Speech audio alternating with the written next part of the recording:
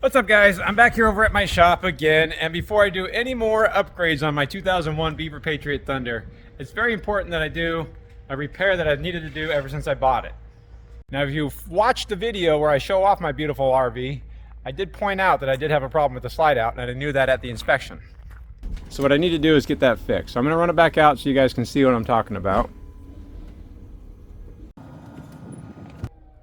And while in my mind I imagine this being a very in-depth video, trying to show the entire thing and a high quality one, I'm trying to do this one a lot faster this time. So again, don't take a look at the slide out seals. Those all have to be replaced. They're falling off here on the roof and on the other side right here. I knew about this when I bought it. The problem is that before I do any of that, I need to make sure the slide out itself is stabilized. And you can see this threshold holding this lower wiper seal on is falling off. And that's entirely because of that roller right there. There's too much weight on this one little roller, and the whole slide out starts to sag at the rear. If we go inside and take a look, you can see the rear is where all the weight of this slide out is anyways, between the solid wood cabinetry, the solid Corian countertop, the stone and ceramic and glass backsplash, and the plumbing and the wiring. All the weight's back here. It's pretty evident. There's just a couch up front. Now, when I say this is a pretty common problem on Beaver motorhomes of this era, it's because it's a very common problem on Beaver motorhomes of this era.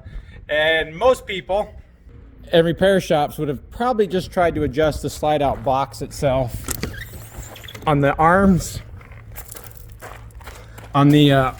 right here, and just raise the whole slide out room up. Now, while I have done that in the past, it doesn't solve the problem. First, you have to cut all the carpet loose because that's where the bolts are going to be located. And while it will raise the slide out room up and the belt line will match back up again, the slide out room just cantilevers off of the arm even more and starts to nosedive into the tile floor inside here, which already doesn't have a lot of clearance on it anyways. So we're going to try to do it the more correct way. And to do that, I'm going to have to remove that lower trim, which isn't going to be a lot of fun because it is riveted on. So I have to drill out all those rivets and pull this out to give access to the roller there. You can also see that roller is just rolling against FRP, fiber reinforced paneling or plastic. It is uneven, and so even though this hasn't dug into it too bad, there is some scarring and it is starting to crack right there too. Really two things we have to address: protecting the floor of the slide out box and raise the whole thing up so it goes in and out smoothly without damaging everything. First thing I'll need is a 3/16 drill bit. That'll work. We're gonna have to drill out all of these rivets right here. Those are just aluminum prop rivets. We'll drill all the heads off of them. Come on, there you go. Almost all the way down. Well, never mind. Looks like this front is loose too, so we might as well do up here too. So I guess the entire length of this we have to do. Just like that.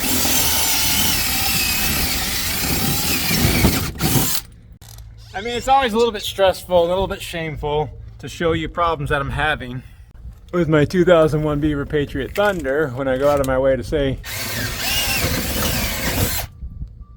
how well it was built and then call it the best RV ever made,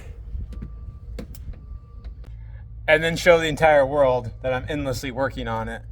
But I did know about this when I got it, and I did tell everybody that this was a problem, and it's still built well enough that it can be fixed fairly easily. Some 22 years later.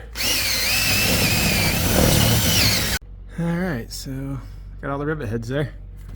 And now this is hopefully out of the way.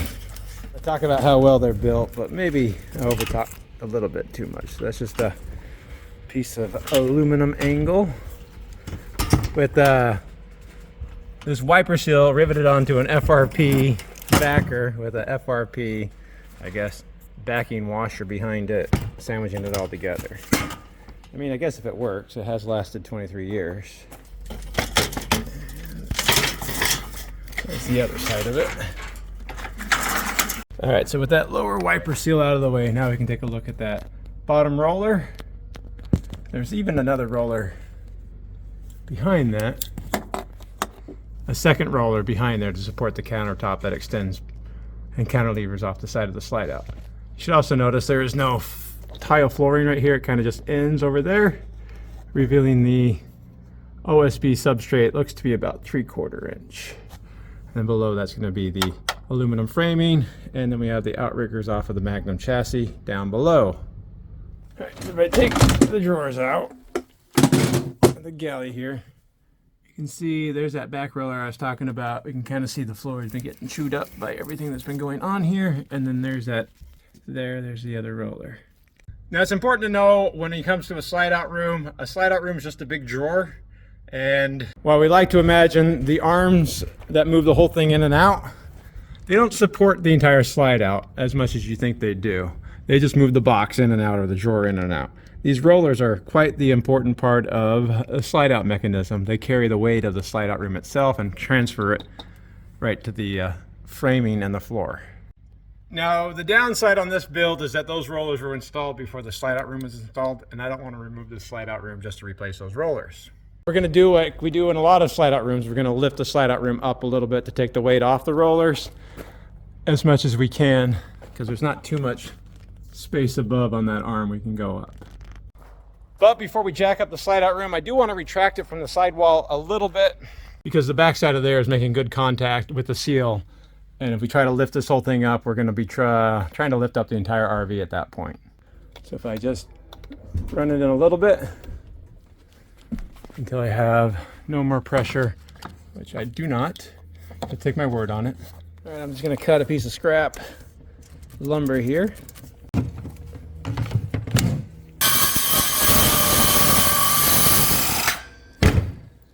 All right, it's just scrap, don't worry about it. I'll just take this scrap piece of plywood that I have, I'll screw it on top of this, and that should protect the bottom of the slide out from this temporary support. Now, using my bottle jack, I'm going to try to lift up the slide out room itself and get some space in between.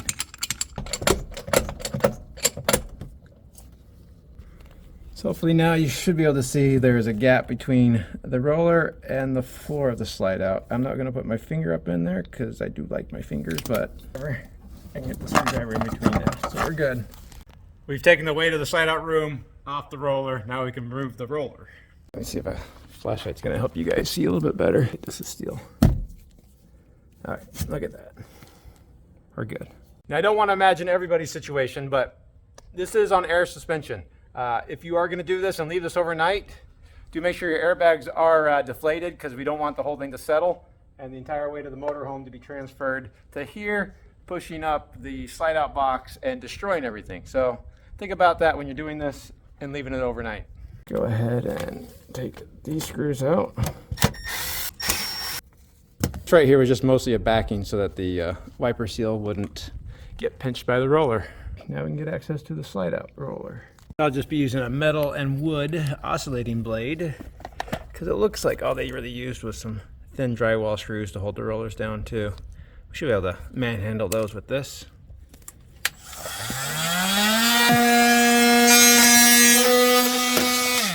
Alright, I think we got that loose. There we go. So this is a fixed roller. That means I can't adjust the height of it without adding more shims underneath it. Now, I could have theoretically added some shims on top, which I'm going to do. But so rather than going with a fixed height roller, I'm going with this adjustable upgraded roller. It's got a threaded rod to it, and if you tighten it up,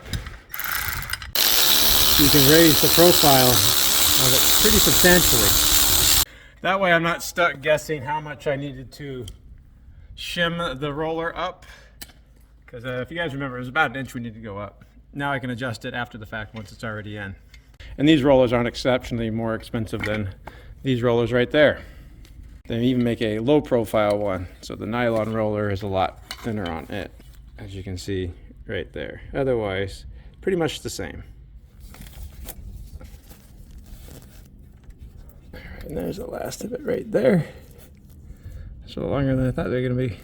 Go ahead and lower this back down again. it's all the way down. Let me just put this in place. Right about there. It's about where it's going to go. Let me go ahead and lower the jack.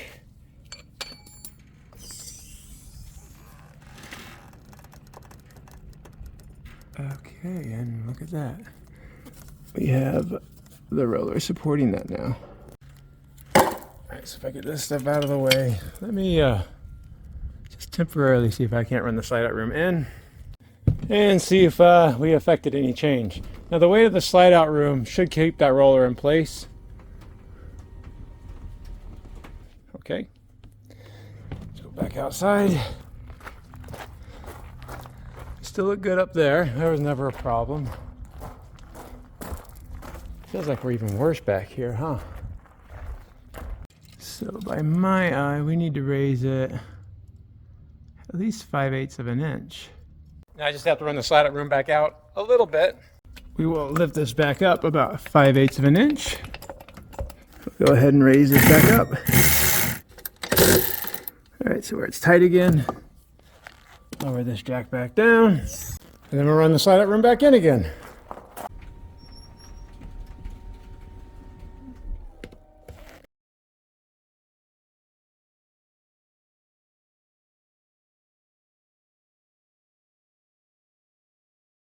And the holes. Now when I say this is pretty common, and when I say this, would have just tried to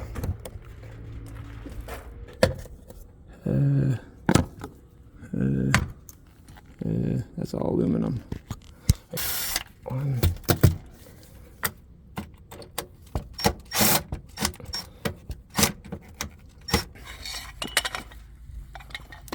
Oh, jeez.